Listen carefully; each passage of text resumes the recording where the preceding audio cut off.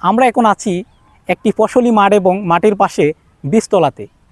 আর বাংলাদেশের এসব বীজতলা অধিকাংশই সুন্দর। আর এই বীজতলাতে আসার পর আমার বিখ্যাত কবি রবি ঠাকুরের একটি কবিতার কথা মনে পড়ে যাচ্ছে।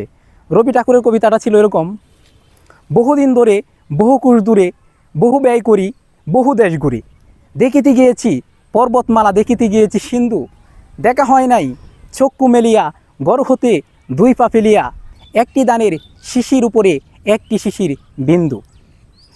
আর এমন জায়গায় আসলে এরকম ফিলিংস কিন্তু আসে।